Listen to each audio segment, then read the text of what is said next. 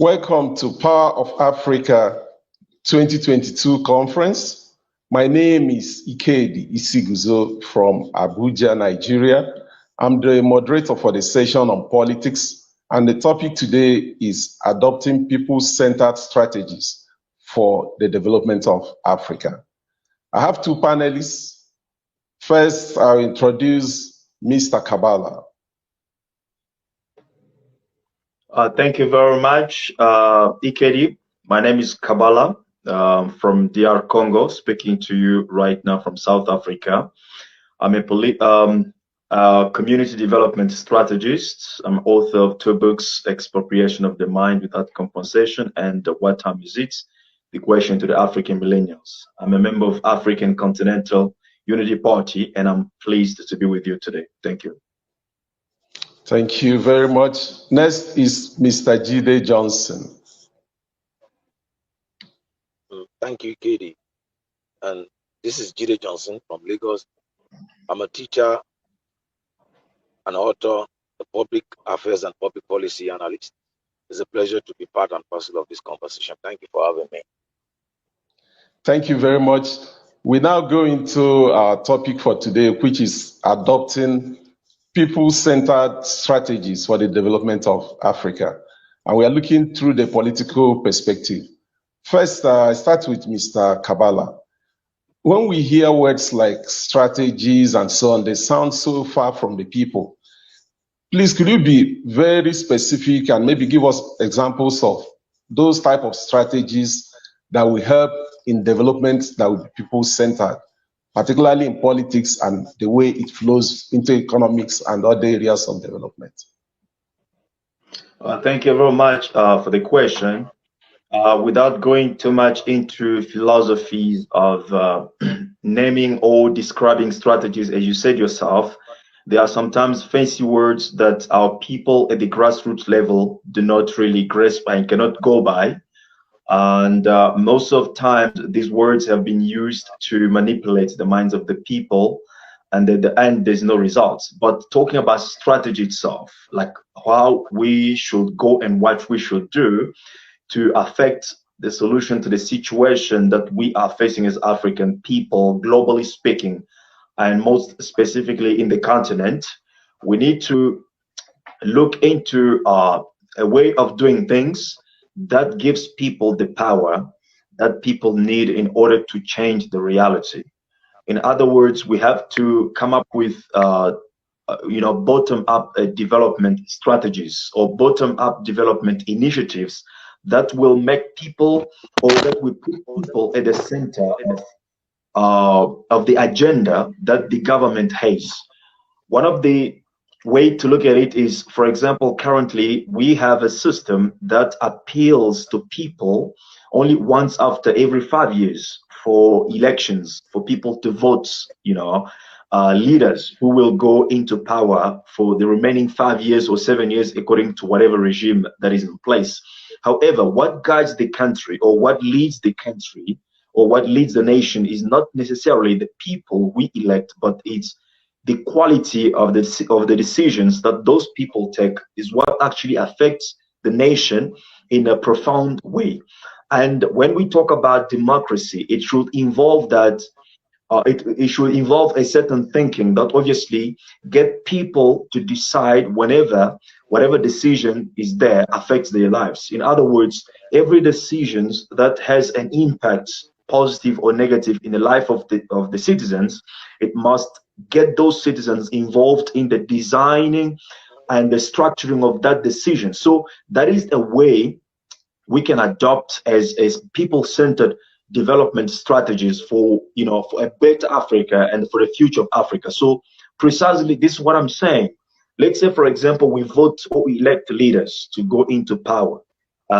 So when they go into power, in most cases, we know what happens is that they get to be bought by some institutions through lobbying organizations, so that they can begin now implementing strategies, not strategies that are speaking to the needs of the people, but strategies that are actually favoring the neoliberal policies of globalism or globalization, and which has a devastating effect in the lives of everyday citizens of Africa. So one of the way we can challenge this situation or we can change this status quo is to come up with a new system or new strategies that put people at the center of decision making in a way that all decisions that are being implemented or before they get to be implemented, they must be submitted to the public votes. People have to get a chance to evaluate the decisions or the policy for development and understand both sides, negative and positive, of those policies before they get to be amended by whoever who is in charge to amend policies. So, and by coming up with these kind of strategies, we'll be able to put people back, you know, in the driving seat of our nations and of our destinies. And in a sense, this is what we can call people-centered development, rather than a development that does not involve people or consult people, but impose people policies that in most cases have devastating effects on everyday lives of our people as we are seeing it today in Africa. Thank you very much, Mr. Kabbalah. Mr. Johnson, I think Mr. Kabbalah maybe didn't want to reveal the strategies so that these strategies should work against, will not go against them before we even come up with them. But the question I wanted to ask you is, within Africa, are there countries where you could give as examples of using people-centered strategies? If we don't have such examples, in which specific areas outside lawmaking, which the people themselves are not involved in, could we have those strategies? Well, the starting point of democratic society is the party system. One of the areas in which we need to restructure is the structure of the party system. Now, the structure of party system in democracy means that power should come directly from the people, from the grassroots down to the top. But the structure we have in Africa is that power comes from the top to the bottom. So in essence, there's a structural defect. Those that ended up getting into public office tends not to know what the people actually want because they think for the people, because the people are not part of the process. So my argument is this. One, there's a need for us, for example, before you are elected into office, before you become the prime minister in Great Britain, for example, you must be elected at your constituent level. You must be familiar with your constituent. And then you are elected into the parliament. From the parliament, the party that has the majority elects the prime minister from amongst themselves. Now that power comes directly from the people. Now, if you look at the American system, you go through the primaries election, you start at various levels, at various states, at various levels. But if you look at ours, in most cases, the structure of the party is controlled by one money bag or the other. As a result of that, the critical stakeholder in democracy are not involved. Now, if you check out the campaign structure, now the campaign structure does not traverse the length and breadth of the country like we used to have in the past. Rather, they will gather in one stadium, they will bring musicians. It's more of entertainment than people-oriented, whereby they can interface and interact with the people to get to know what the people actually want. So that is the first angle we need to look at it. If we continue with this system, with the present party structure we have, we still keep complaining about not having people center because power does not really come from the people. It comes from the people at the top. Now, you recall an experience for us to have a people-centered oriented approach to governance was what we had during the transition under Babangida administration, where you had option A4, whereby the selection process of people start from the basic unit of the political ladder, which is the ward where you elect councillor. Now, for you to become the president, you must first and foremost be elected at your ward. Then from your ward, you move to your local government, which is the second level. From your local government, you move to your state, and from the state, you come to the national state. Now, at that level, you've been tried and tested at 4 levels. 4 levels of governance: the local, the ward, which is the smallest unit where you have a councillor, the local government, where you have a mayor or a chairman, the state, where you have a governor, and the federal.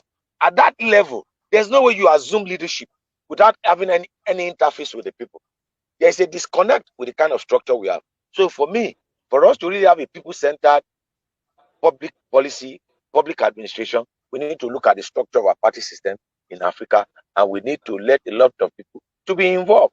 For example, if you go to the United States or if you become a United States citizen, you either register to be a Republican or a Democrat or an independent. It is required for you.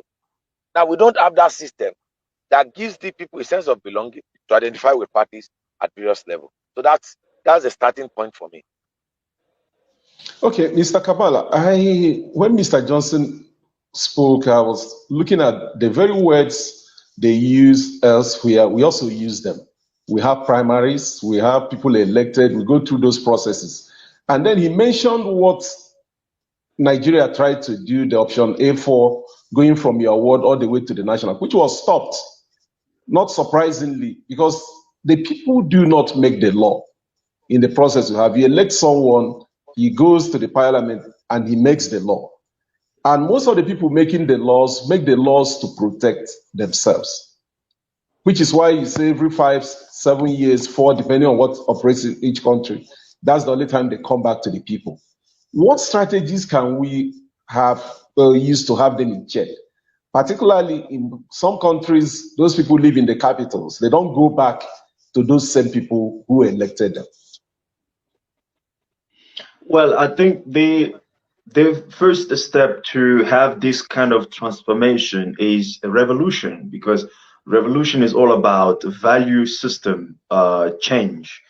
We must understand that almost all the states on the continent of Africa are the copycats of European states. These are the states that were not formed by African people.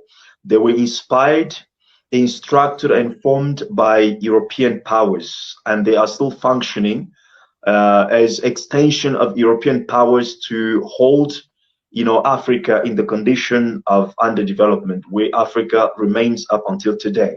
So we cannot believe really that systems that were inspired by other people, structured by other people, and designed by other people based on their social environment conditions and their political ambitions will solve our problems as African people today, looking at our own social environment conditions and problems that we are facing as Africa.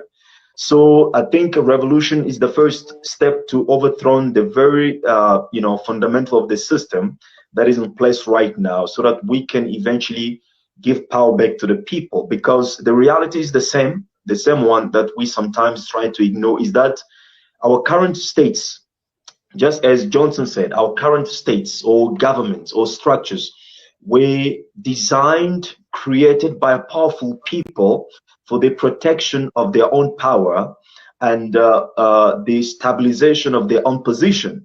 It wasn't created for the poor people or for the common citizens, because every time powerful people come together, they firstly discuss how to keep their power intact and how to keep on, dominating the structures that are in place. So if we as a people at the grassroots levels want to seize the power and to change things, we need to obviously overthrow the system, or we have to shut the power of the system or the structure of the system. And that's where we call about revolution, or we call for revolution. Until we do that, we were never going to be able to come up with the strategies that put people at the center of development techniques. So once we have restructured the system, we will be able then to begin looking into how we can make sure that all the amendments must be approved by the citizens, because they get to be approved by the president or the prime minister, whoever who is in charge, to amend whatever policy or regulations that come up, because we as a citizen, we are the ones who live with those things and their effects. Therefore, we need to be given a voice, and that is actually the true democracy. Because what we have now is a good definition of democracy, but we have never had a democracy in practice and how it should be. And if we want to do this, because I do refer to your first question as to what country where we have seen a kind of a people-centered democracy, I'm sure we might have few. If at my knowledge, there's no one country that has a very, very profoundly people-centered democratic system that gives more power to the people than to than putting people under subjection of other of the elites. So we need to begin without even looking at what the US has done, what France has done, because all those countries are living in a different environment and different society and different culture. So if we have to come up with this kind of system as African people, we don't have to look at who has done it first of all. We need just to do it because it's something that we believe can give us power and can change our situation. Thank you very much, Kabbalah. What keeps coming up is how to get power back to the people, mobilize them, whether through the party system or through other means, maybe civil society groups and so on. But listening to Mr. Johnson, what struck me was the issue of money. Those who have the money take the power. Those who have the power also use it to get money. And the process, we have elections and democracies where people are pushed further to the fringes. So which strategy can we use to counter the power of money in politics? Well, unfortunately, there's nothing we can do with respect to countering the power of money in politics. Check, even from Western democracy, from liberal democracy, is the power of the money. Check whoever wins the presidential election in America is the person that outspent the other, with the exception of Donald Trump's election in 2016. So money, that's the unfortunate thing with liberal democracy because it requires a lot of funding. It requires a lot of funds for you to prosecute election, whether in Africa or I think one aspect that we need to look at is to look at um, which system better suits us. We will have an adoption of liberal democracy with African traditional system, whereby we have an incorporation of our African traditional values, probably the rule of whereby we give some measure of authority, semblance of authority and recognition to traditional rulers. For example, Nigeria, we deceive ourselves, calling ourselves a federal republic. And calling ourselves a republic is a contraption. That's not in a republic. Um, you don't have any other authority except the public. Power belongs to the people. But in Nigeria, you have traditional rulers, and somehow they are recognized constitutionally within the local government structure. Do we need to have beyond having House of Rep? Do we need to have House of Chiefs so that the traditional rulers that divinely, according to African belief system, are appointed will have some measure of representation, and then they can represent the people, because the present democratic structure which we have requires a lot of resources, and the people cannot afford that resources, and that choices is being limited with the various policies of those that have been opportune to seize power. They perpetuate poverty with their various policies, and they perpetuate poverty for a period of time, and they come at the end of every electoral cycle giving crumbs to the people, because the people have become impoverished. So they give them crumbs, and they use campaign rhetoric. They use the tricks in marketing communication, and they bring it to political communication, and they manipulate the people, and in the process, they perpetuate themselves in power. If you take a classic overview of people that have been in power in Nigeria or in Rwanda or across in Uganda or in Democratic Republic of Congo, where Kabbalah is from, you still see that it is the same political class that are just recycling themselves because they have access to power. And I think that the structure we need to look at is, okay, if you have tried, let's have a mixture of Western democracy with our own African traditional system, whereby, okay, we have House of Chiefs, each community has their own traditional rulers that is appointed. Each community has their own checks and balances. I can tell you for a fact that when you look at the Oyo Empire, the old Oyo Empire, the Alaafin of Oyo, or the Olubadan of Ibadan, or the Ooni of Ife, he has chiefs. There are some control mechanism within the system, and it's cut across the length and breadth, whereby you have checks and balances on the power of the king, who does not have absolute power that the present executive in modern day government have now. Thank you very Can much. I Mr. Kabbalah, I'll go like back to you. Okay, you could start from your this what you wanted to say, but let me ask this question. When you spoke of revolution, what came to my mind is not some bloody. I mean, some people be on the street looking for blood and so on, because that could also flip. I think maybe you were talking of new ideas, new ways of getting people to commit to doing things differently from where how they are doing it now. But while we are at that, there is the immediate issue of hunger, which Mr. Johnson had mentioned. I mean, people are so poor that they don't even believe they're part of government. And any election cycle is an opportunity to get whatever they can from as many of those people as they can and let them just go on to do their own things. How do we counter this? Okay. Before I get there, something to what Ms. Johnson said, because I think it's fundamentally important. Look at the nature of current politicians that we have in Africa. They are the people who started, for example, from Harvard. They started from, from Lisbon, from Europe, to be more precise. And we know that education is a creation. Education is actually the second identity that we have.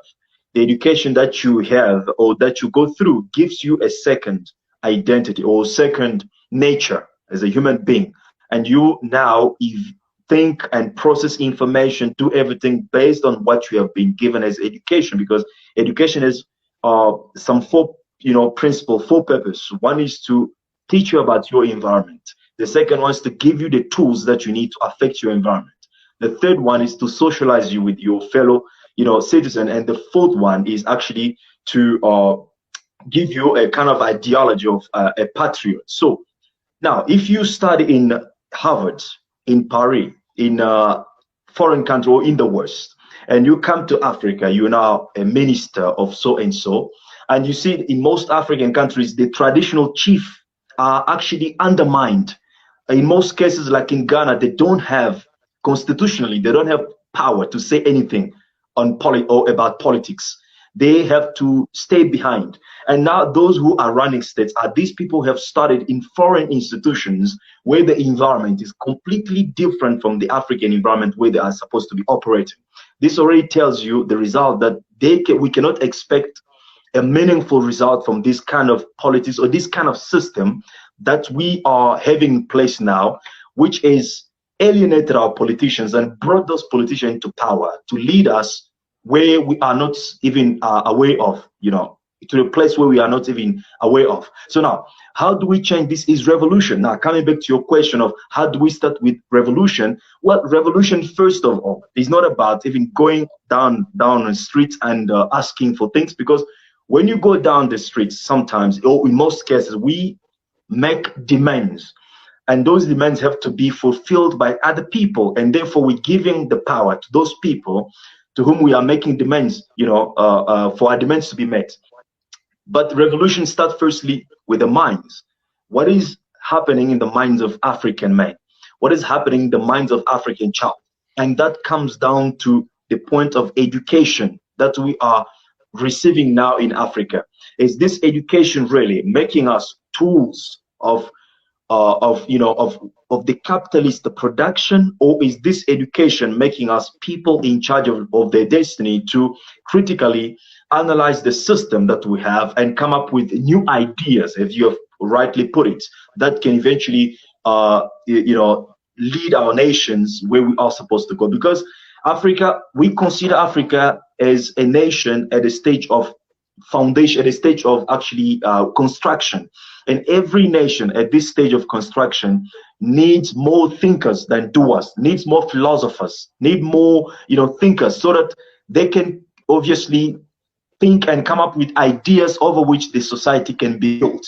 At this stage, we need more thinkers who can come up with philosophies over which engineers can work, over which scientists can work, in order for Africa to become what it's supposed to be. But these thinkers cannot be copycat of Western thinkers or of Western civilization. They should be African thinkers. Therefore, we need more of traditional chief, in the political arena of Africa, if we really want Africa to be what we want it to be.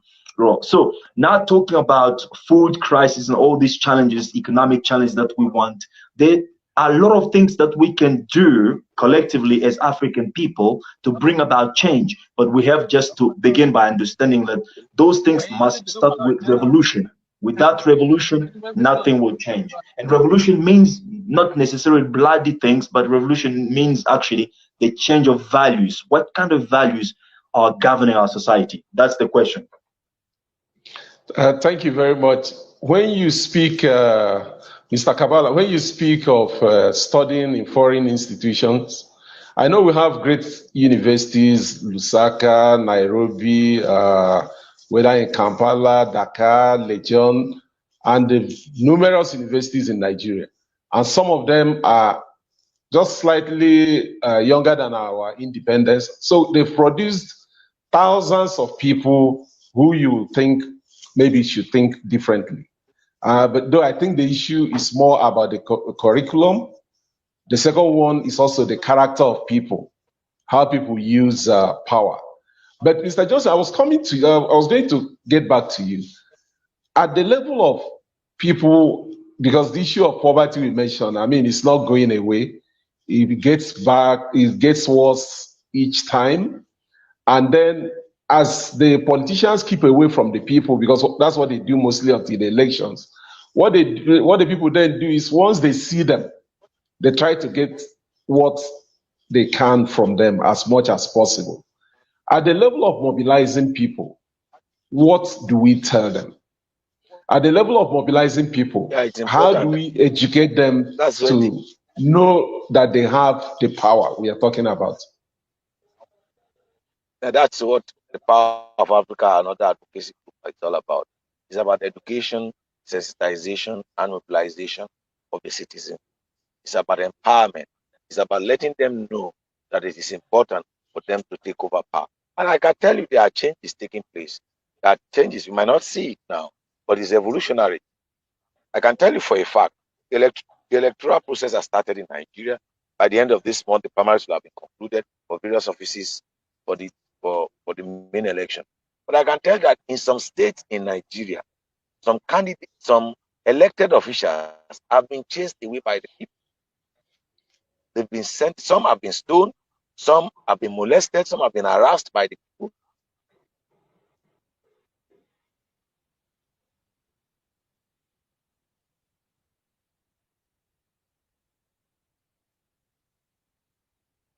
Sorry, it looks like Mr. Johnson is off, but until he's back, Mr. Kabbalah, if you will come in maybe and start your closing remarks. But I'm also looking at the strategies we're talking about. How can the social media help? How can the village voices we used to have help? Thank you. Mr. Johnson, I'll get back to you after Mr. Kabbalah. Sorry, I think you're back. Yes, Mr. Kabbalah. The first thing is to begin by touching on that curriculum that you spoke about for education, because, as I said, education is the preparation of the future generation. We cannot expect Africa to be better one day only by prayer or by hoping, because hope does not change things until actions are implemented. Uh, Prayer as well is not, an input in the construction of a nation. Choices that we make every day, the quality of those choices is what actually build the nation, is what actually determines whether our nation, as African nation, is going to be a nation of failure or is going to be a nation of successful people. So we need to begin by raising a level of consciousness that is needed for actions to begin be implemented. So that's where we begin. Social media needs to be involved, but we need to understand also that the powerful media in the world today are owned by the people who never wanted power to be with the masses. It's part of elite system to control the thinking of people and actions of the people. So we need to come up with our own media system and value them. If possible, we can still go back to our traditional media system as African people and value them, so that through those medias, we can get our message, because this kind of message is not going to be accepted through the mainstream media. That's the fact. So but it's a struggle. It's never going to be easy. The point is, when should we begin, and how should we begin, and are we ready to begin? That's the question. And if we answer those questions positively, I think the way forward will be much easier. But as to answer the question in nutshell, I would say mobilization and raising the level of consciousness among the African people, removing most of us from the distraction of the music, dancing, because now when you go to the social media, as you said, you will see that many African people, especially young people, are not interested in politics. While the politics is the core of every society, we are not really interested into that. You will see that young people are dancing, young people are singing, into the music, into sports. We are now a kind of generation that worship those who are using their physical bodies than those who are using their mental faculties. So we need to kind of change that reality before we begin even to see a significant change actually taking place in our everyday life. Thank you. Well, the changes from start from the secondary school. We start from secondary school, from people from ages 14 and above. We begin the sensitization. We go to the university system. We work with the student union organization in the university system. We talk to this upcoming generation. We might have lost hope with people 30 years and above, but why can't we target the people that are first-time voters, people that are 16 now, between 16 and age 20? That should be our target. That should be our focus. We must be strategic, and we started on the strategic. We must be strategic in that approach. Once we educate their minds from secondary school to the university system, and we have community engagement, national engagement, that consciousness will be created. And once that consciousness is created, we might not witness it, but the upcoming generation will begin to seize power, because power has been taken away from us by the money bags. But if we educate and encourage the younger generation, they will seize the power. That is the kind of revolution we should be looking out for. And I can assure you, anyone that wants to come to power, we base this program on people-centered programs. Thank you very much for having me. Thank you. Thank you, Mr. Kabbalah. Thank you, Mr. Johnson. Let's keep these conversations going. And we're looking at adopting strategies that are people-centered, strategies that come from development in politics and economics that look at the people for the development of our continent. Thank you so much. And this came to you from the Power of Africa 2022 conference. And this is the session of politics. My name is Ikeddy, Isiguzo. I moderated the session. And it's our pleasure to have had you watching us, listening. Please, let's keep the conversations going on the social media, on our platforms. Together, we can get our continent better than it has ever been. Thank you very much.